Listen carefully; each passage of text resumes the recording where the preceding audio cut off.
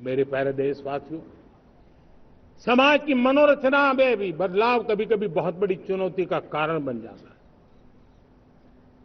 हमारा हर देशवासी भ्रष्टाचार की दिमक से परेशान रहा है।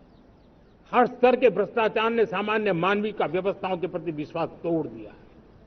उसको अपनी योग्यता, क्षमता का प्रति अन्याय की जो गुस्सा होता है, वो राष्ट्र की प्रगति में नुकसान करता है।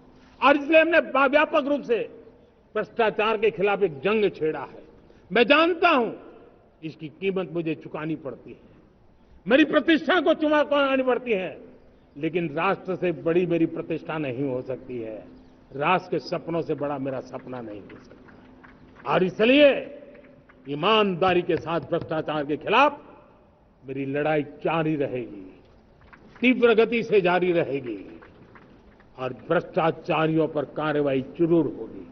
मैं भ्रष्टाचारियों के लिए भय का वातावरण पैदा करना चाहता हूं, ताकि देश के सामान्य नागरिक को लूटने की जो परंपरा बनी है, उस परंपरा को मुझे रोकना है।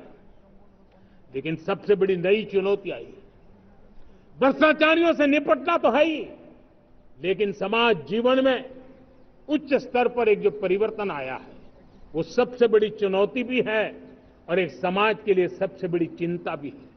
क्या कोई कल्पना कर सकता है कि मेरे ही देश में इतना महान संविधान हमारे पास होने के बावजूद भी कुछ ऐसे लोग निकल रहे हैं जो भ्रष्टाचार का महिमा मंडन कर रहे हैं, खुलेआम भ्रष्टाचार का जय जयकार कर रहे हैं। समाज में इस प्रकार के बीज बोने का जो प्रयास हो रहा है, भ्रष्टाचार का जो महिमा मंडन हो रहा है, भ्रष्टाचारियों की स्वीकार्यता बढ़ाने का जो निरंतर प्रयास चल रहा है, वो स्वस्थ समाज के लिए बहुत बड़ी चुनौती बन गया है, बहुत बड़ी चिंता का विषय बन गया है। भ्रष्टाचारियों के प्रति समाज में दूरी बनाए रखने से ही किसी भी भ्रष्टाचारी को उस रास्ते पर जाने से डर लगेगा।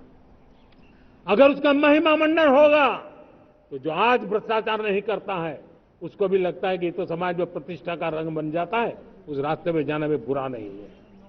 मेरे प्यारे देशवासियों, बांग्लादेश में जो कुछ भी हुआ है उसको लेकर पड़ोसी देश के नाते चिंता होना, मैं इसको समझ सकता हूं। मैं आशा करता हूं कि वहां पर हालात जल्द ही सामान्य होंगे। खास करके 140 करोड़ देशवासियों की चिंता कि वहां हिंदू, वहां के अल्पसंख्यक, उस समुदाय की सुरक्षा सुनिश्चित हो। भारत हमेशा चाहता है कि हमारे पड़ोसी देश सुख और शांति के मार्ग पर चले। शांति के प्रति हमारा कमिटमेंट है, हमारे संस्कार है। हम आने वाले दिनों में बांग्लादेश की विकास यात्रा में हमेशा हमारा शुभचिंतन ही रहेगा, क्योंकि हम मानव जाति की भलाई सोचने वाले लोग हैं।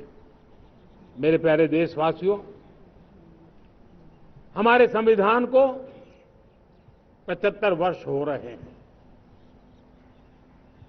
भारत के संविधान के 75 वर्ष की यात्रा देश को एक बनाना, देश को श्रेष्ठ बनाने में बहुत बड़ी भूमिका रही। भारत के लोकतंत्र को मजबूती देने में हमारे देश के संविधान की बहुत बड़ी भूमिका रही। हमारे देश के दलित, पीड़ित, शोषित, वंचित को सुरक्षा देने का बहुत बड़ा काम हमारे संविधान ने किया है। अब जब संविधान के 75 वर्ष हम मनाने जा रहे हैं, तब हम देशवासियों ने संविधान में निर्दिष्ट कर्तव्य के भाव पर बल देना बहुत जरूरी है। और जब मैं कर्तव्य की बात करता हूं, तब मैं सिर्फ नागरिकों पर बोझ बनाना नहीं चाहता। कर्तव्य केंद्र सरकार के भी है, कर्तव्य केंद्र सरकार के हर मुलाजिम के भी है, कर्तव्य राज्य सरकारों के भी है, राज्य सरकार के हर मुलाजिम के हैं, कर्तव्य हर स्थानीय स्वराज संस्था के हैं, चाहे पंचायत हो, नगर पालिका हो, महानगर पालिका हो, तहसील हो, जिला हो, हर किसी के कर्तव्य है। लेकिन साथ साथ 140 करोड़ देशवासियों की कर्तव्य है। अगर हम सब मिल करके अपने कर्तव्यों का निर्वाह करेंगे तो हम अपने आप औरों के अधिकारों की रक्षा करने के लिए निमित्त बनेंगे, और जब कर्तव्य का पालन होता है तब अधिकारों की रक्षा निहित होती है। उसके लिए कोई अलग से प्रयास करने की जरूरत नहीं पड़ जाती है। मैं चाहता हूं कि हमारे इस भाव को लेकर के हम चलेंगे, हमारा लोकतंत्र भी मजबूत होगा, हमारा सामर्थ्य और बढ़ेगा और हम एक नई शक्ति के साथ आगे बढ़ेंगे। मेरे प्यारे देशवासियों, हमारे देश में सुप्रीम कोर्ट ने बार बार यूनिफॉर्म सिविल कोड को लेकर जो चर्चा की है, अनेक बार आदेश दिए हैं, क्योंकि देश का एक बहुत बड़ा वर्ग मानता है और उसमें सच्चाई भी है कि जिस सिविल कोड को हम लेकर के जी रहे हैं वो सिविल कोड सचमुच में तो एक प्रकार का कम्युनल सिविल कोड है, भेदभाव करने वाला सिविल कोड है। ऐसे सिविल कोड से जब संविधान के 75 वर्ष मना रहे हैं और संविधान की भावना भी जो हमें कहती है करने के लिए, देश की सुप्रीम कोर्ट भी हमें कहती है करने के लिए, और तब जो संविधान निर्माताओं का सपना था उस सपने को पूरा करना हम सबका दायित्व है। और मैं मानता हूं इस गंभीर विषय पर देश में चर्चा हो, व्यापक चर्चा हो, हर कोई अपने विचारों को लेकर के आए और उन कानूनों को जो कानून धर्म के आधार पर देश को बांटते, जो ऊंच नीच का कारण बन जाते हैं, ऐसे कानूनों को आधुनिक समाज में कोई स्थान नहीं हो सकता है। और इसलिए मैं तो कहूंगा अब समय की मांग है कि देश में एक सेकुलर सिविल कोड हो। हमने कम्युनल सिविल कोड में 75 साल बिताए हैं, अब हमें सेक्युलर सिविल कोड की तरफ जाना होगा और तब जाकर के देश में धर्म के आधार पर जो भेदभाव हो रहे हैं, सामान्य नागरिक को जो दूरी महसूस होती है, उससे हमें मुक्ति मिलेगी। मेरे प्यारे देशवासियों, जब मैं देश में एक चिंता हमेशा कहता हूं, परिवारवाद, जातिवाद भारत के लोकतंत्र को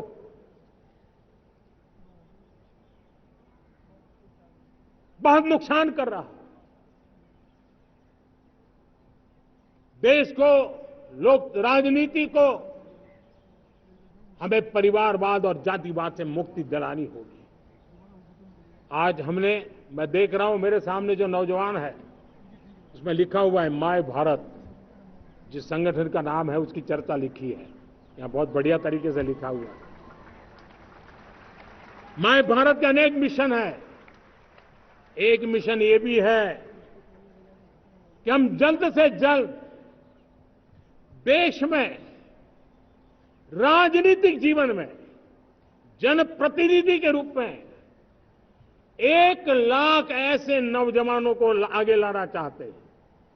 शुरुआत में 1 लाख नौजवानों को आगे लाना चाहते हैं जिनके परिवार में किसी का भी कोई राजनीतिक बैकग्राउंड न हो, जिसके माता पिता भाई बहन चाचा मामा मामी कभी भी राजनीति में नहीं रहे, किसी भी पीढ़ी में नहीं रहे, ऐसे होनहार नौजवानों को फ्रेश ब्लड 1 लाख, चाहे वो पंचायत में आए, चाहे नगर पालिका में आए, चाहे जिला परिषदों में आए, चाहे विधानसभा में आए, लोकसभा में आए, 1 लाख नए नौजवान, कोई भी प्रकार का पूर्व का राजनीतिक इतिहास उनके परिवार का ना हो, ऐसे फ्रेश लोग राजनीति में आए ताकि जातिवाद से मुक्ति मिले, परिवारवाद से मुक्ति मिले, लोकतंत्र को समृद्धि मिले। और जरूरी नहीं है कि एक दल में जाए, उनको जो पसंद हो दल में जाए, वो दल में जाकर के वो जनप्रतिनिधि बनकर के आगे आए। देश तय करके चले कि आने वाले दिनों में 1 लाख ऐसे नौजवान जो परिवार राजनीति से दूर दूर का संबंध नहीं है, ऐसे फ्रेश ब्लड आएंगे तो सोच भी नहीं आएगी, सामर्थ्य भी नहीं आएगा, लोकतंत्र समृद्ध होगा,